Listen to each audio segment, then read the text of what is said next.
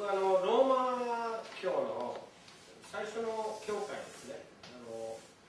コンスタンティン王という王様が作った教会なんですけど、屋根には鍵2つ書いてある、あと武器たくさん書いてあるけど、暴力とあとみんなの情報をコントロールすると独裁者がれる。で、ローマ法が自分たちの考え以外の考えを全部抹消したわけ。そのローマ教以外の宗教を持った人が家族ぐるみで拷問かけられて殺されるわけです。で、情報の独占をして権力の独占して欧米文明が滅びた。中世こうね、暗闇の時代、中世時代に落ちた。で、なんで急に欧米文明が元気になったっていうのは2つの理由があるわけ。まあ主にアジアから情報が来たけど、アジアからの情報と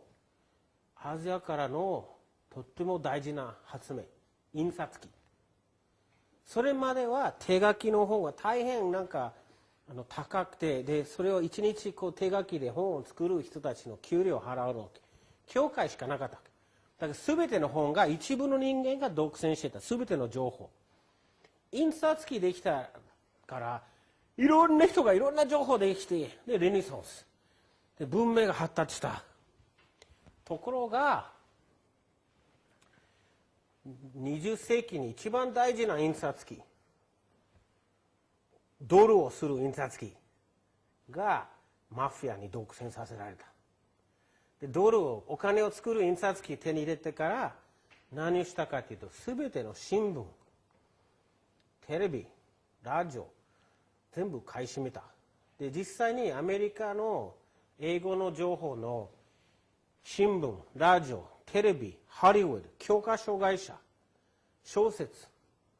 出版社、全部5社が9割以上持ってるわけ。でその5社のトップ全部同じマフィアで、それでアメリカがおかしくなったわけ。みんな洗脳されちゃって。例えばね、どれだけ洗脳されてるかって、今のね、アメリカの新聞、ニューヨーク・タイムズ読んでれば、アメリカがイラクとアフガンでアルカイダと戦ってるんだ。あれリビアでアルカイダと一緒にカダフィと戦ってるか。あれ矛盾してるんだけどって、でも考えもしない。あ、そうですか。あ、そうですかって、もう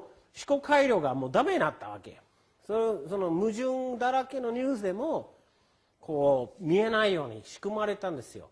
でネットができてまた本当の情報が出るようになったから、昔の印刷機と同じ。結局印刷機の情報が独占された大手企業で、また昔のローマ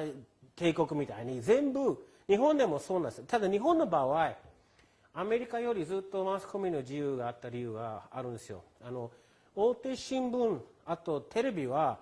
大本営発表、全くのプロパガンダだけれども、日本が助かったのは週刊誌と本の出版が自由なんですよ。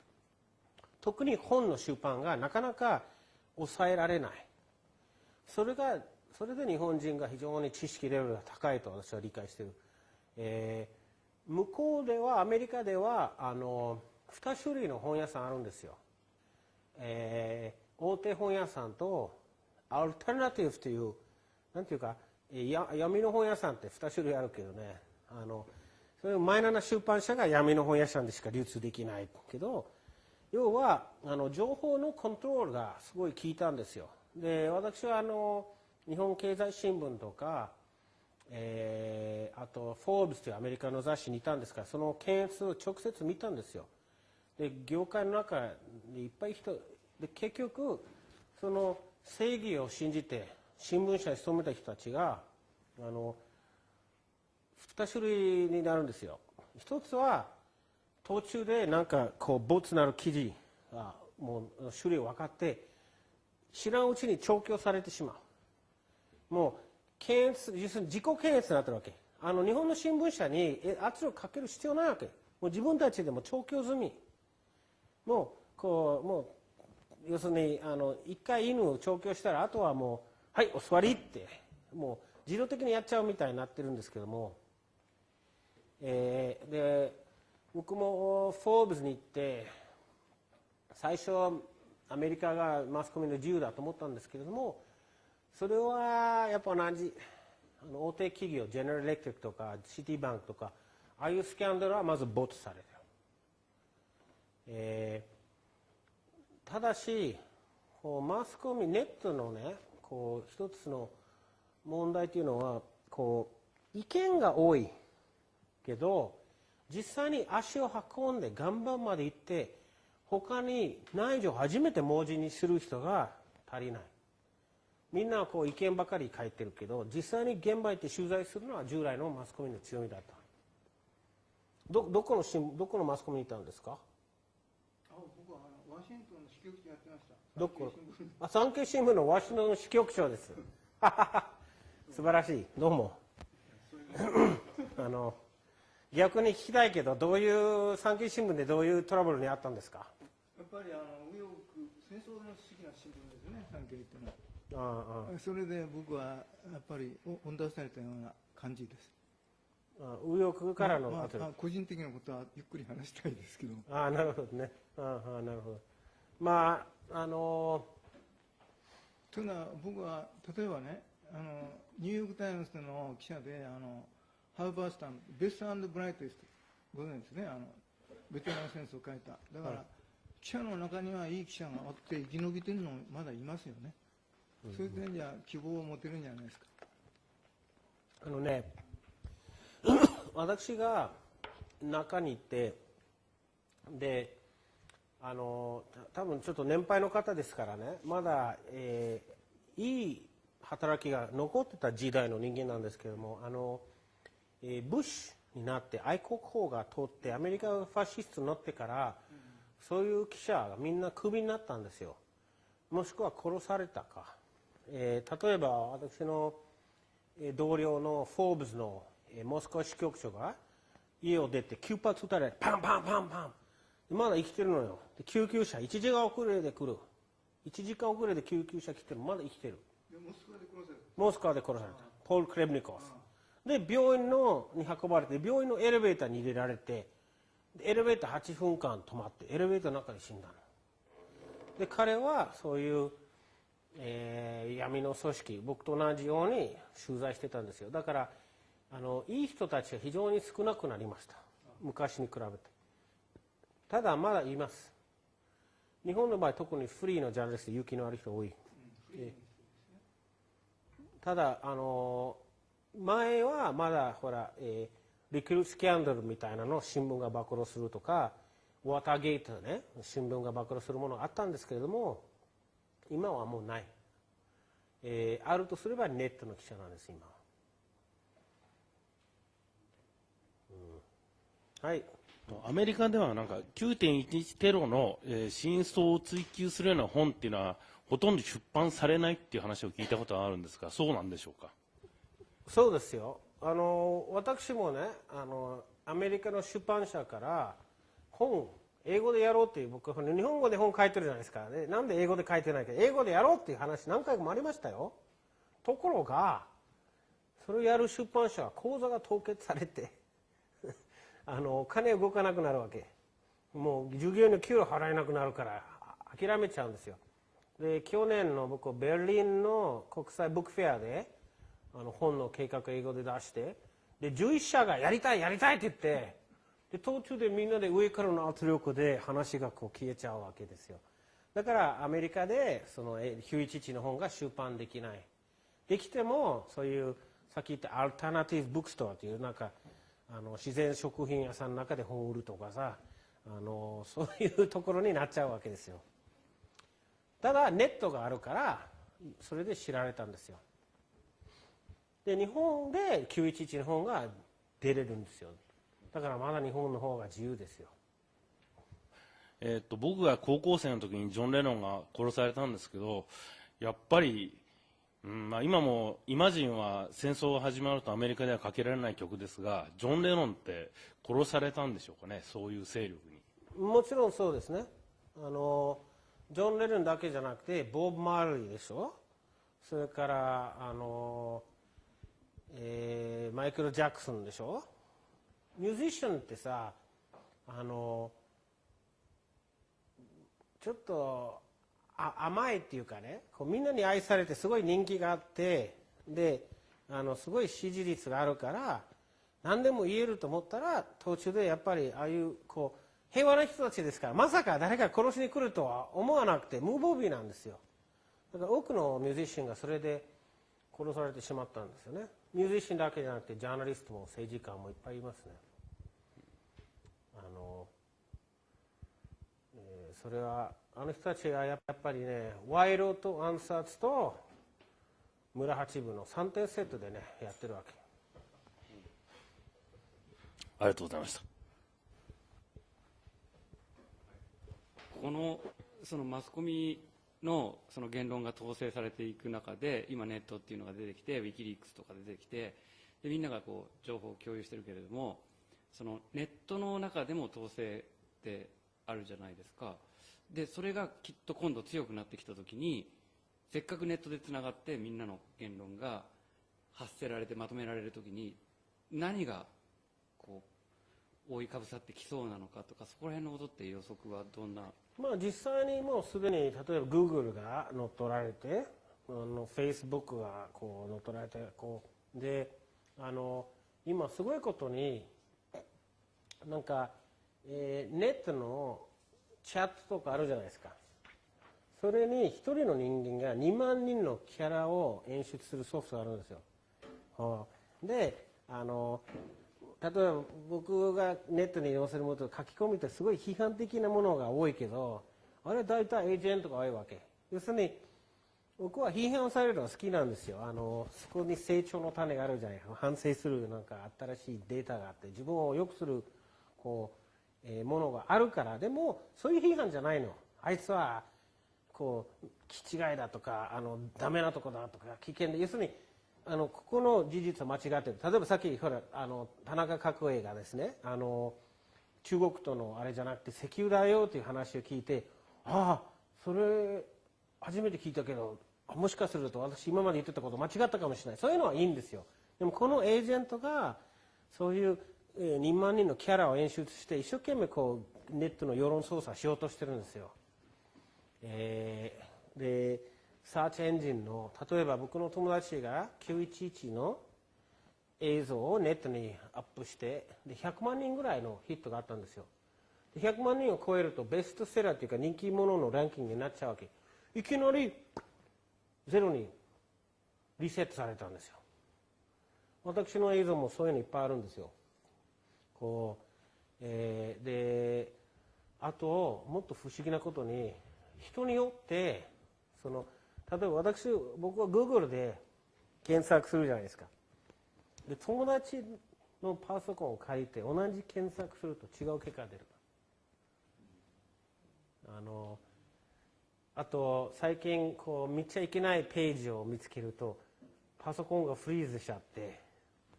ダウンするんですよ。電源が消えちゃう。ありますよやっぱりネットだから。一番この人たちが管理できないものはアナログです。人間。私もネットでいろんな人と知り合ってるけど、本当に人間なのか 100% 分からない場合もあるわけです。でも実際に自分で会って話してる人たち、肉体でこうね見たことあると。例えばあなたたちが僕のことを見たんで、ただの AI とかCG じゃないって分かってるわけ。でもネットでしか見えないんだったら 100% 分かんないんですよ。だから口コミ、人間同士の情報交換、昔からは噂電報、大きなニュース起きると大体誰からが聞くでしょ。テレビで見るんじゃなくて人に聞かれるでしょ。それが生きてるよ。それが最後なんですから。昔中国の王様でもいけない考えを持っている人一族全員殺してもやっぱり噂が流れちゃう。中国の場合は今度手話まで開発された時、やっぱり隣の人に聞かれるかもしれないからどうしても弾圧しても情報がどっかから漏れるんですよ。でもなるべくそのネットが自由じゃなくなる前にそれを制限しようとした勢力を倒そうと思ってるんです。やっぱりね、自由がなくなると文明が停滞する。全部一つの意見しか残らないと、必ず文明が滅びると思います。さっきのローマ教会みたいにこの考え以外の考えは禁止という時代で欧米文明一時期ダメになったわけです。で必ず反対勢力が必要。そういう例えばもし私が仮にね例えば世界を仕切るその財団をもらったとしましょう。最初に作るのはまず反対財団、五分五分の財団、俺の反対のことをやれと。そうしないとこう一人妄想になってこう止まっちゃうわけ。そういう意味で要するに必ず一つだけの意見があれば全部止まっちゃうわけ。だから女男陰と陽、必ず2つの意見がないと止まっちゃうと思います。そういう意味では情報コントロールは良くない。例えば僕は嫌な間違ったことを言われてもその人がそれを言う権利が尊重する。言ってること嫌いだけどそれを言う権利を守るという有名な発言ありますけど、私はそれに賛成。中国でですね、インターネットで今いろんな暴動起こるのを抑えてるっていうんですが、なんか具体的にどのようにコントロールしてるんですか、中国のインターネットは。中国のインターネットはね、結構ね、もちろん、検閲する人たちいっぱいいるんですよ。で実際にある程度は検閲する必要なものあるんです。例えば名誉毀損とか別れた彼女のヌード写真を公開するとかさ、そういうものはやっぱり必要なんですけれども、ただ中国の場合ブログがその世論が激しいから結局政府が逆にそれをネットを見てそれに従わされている面もあるんですよ。だからある意味で生きているリアルタイムな民主主義になりつつあるわけ、中国でも。いくらコントロールしようとしてもみんながコミュニケーション取れるから、限られた支配しかできないと思います。僕はちょっと中国に行って発見したんですがね、あそこの中南海のグループありますね、1万人ぐらいのごく少数のグループがですね、国際マフィアじゃなくて国内マフィアですね、あれが13億の民を支配しているわけですね。だからどっかで僕は破綻が来ると思うんですよね。僕がいろんな歴史の教訓から見るとね、一般の人はね、一般の人っていうのは片桐とかね、要するに平和に暮らしている人たちはよっぽどのことない限り権力に歯向かわない。要するに本当に殺されそうか餓死しそうとかあんまりにもひどい時じゃないと立ち上がらないけど、中国昔から秘密結社あるんですよ。であまり悪い行動ができると必ず反乱が起きる。だから中国の権力も怯えてるわけ。我々その数少ない人間がこれだけの人間を抑えるのにあんまりね圧力かけると反対に動くからそんな国簡単には収まらないんですよ。やっぱり昔からそこは秘密結社あるんですよ。反体制の体制のもあるんですけどね。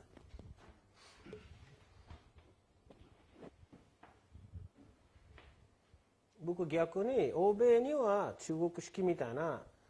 秘密結社が反体制の秘密結社が必要だと思ってるんですよ。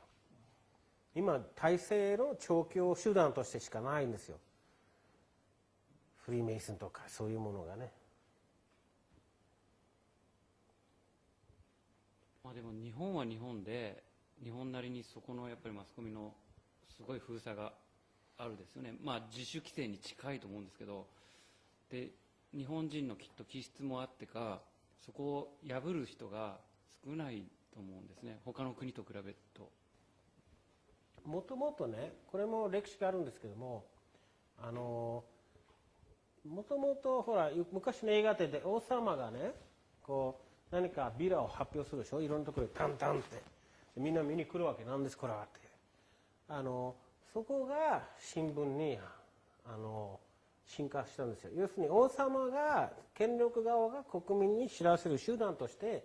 最初から大本営発表としてできたものなんですよ。でその後は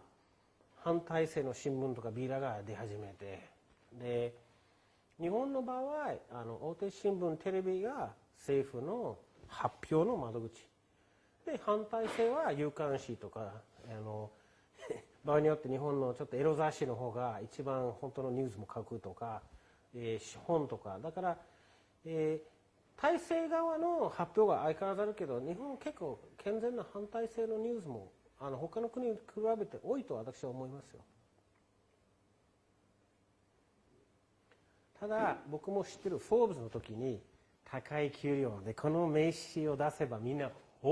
すぐ会長当てくれる、その美味しい立場を捨ててこう明日どうやって飯食うか分からないような蚊帳の外の世界、怖くてしょうがないんですよ。だからできない人が多いのやっぱりいや私はもうしょうがないからちょっと黙っておとなしくするんだって、だって家族も子供の学費もあるし、それはどうしてもあるんですよね。僕の場合本の印税で飯食えるようになったから脱皮できるチャンスが手に入った。それは読者のおかげさまですからみんなに感謝してますよ。よくテレビで学べるニュースとかをやってる池上彰さんっていうのは結構その辺はやっぱり大丈夫な範囲でしか喋ってないんですかね。もちろん許された範囲内でそれからね必ずこの人たちがね飼い名付けられた反対勢力が好きなんですよ。要するにここまで反対していいから、ね、これ以上言っちゃダメということが必ず必要なんですよ。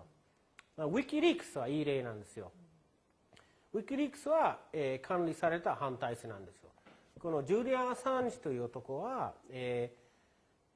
ピアソンという出版社から賞をもらってるんですよ。お金奨学金もらってる。でピアソンというのはロスチャールドの資本なんですよ。でウィキリークスの中身を見るとアメリカに都合の悪いことはいろいろ出してるけど911のこと一切出してない。英国にとって悪いこと出してない。だから相手の悪口を言うために使われてる反対勢力。でも今逆にね欧米のそういう闇の支配者と言われる人たちの仲間割れ起きてるから今すごくレアなチャンスなんですよ。お互いの悪口、例えば会社の中でね一人がチクるあいつがね会社の文房具盗んでるんだと。そしたらこっちお前だってコピーの姉さんに手出してるでしょって言って同じように例えばウィキリークスがアメリカのいろんな恥ずかしいことを言ってるじゃないですか。そうすると何が起きたかというとダイアナ妃が英国王室によって殺されたというニュースがいっぱい今 AP 通信とか出てるわけ。お前だって自分の姫を殺したんじゃないかって言ってお互いの秘密をばらし合いしてるから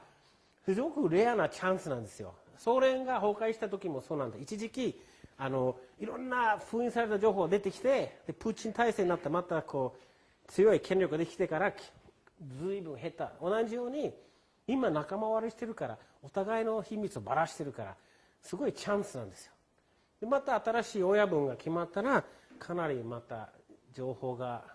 出なくなると思います。実際にちなみにダイアナが殺されたのはイスラム教に開教しようと思っててで子供いたんですよ。妊娠だった。でこれ英国王室のメンツが潰れるから殺された。それは英国王室の人間から聞いた話ですよ。でも外国人特派員協会の英国の記者にそんなこと言ったら「そんなんないないない」って言ってということは、随分、古いって言っても20数年前ですが、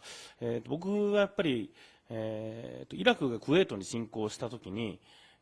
その時ちょうど僕は雑誌で、今度どんなところで戦争が起きるかみたいな、ことでずっとちょっとした情報が載ってる雑誌を調べてたら、イラクに侵攻するもう2月ぐらい前にインド洋に、アメリカの艦隊が集結してたんですよ。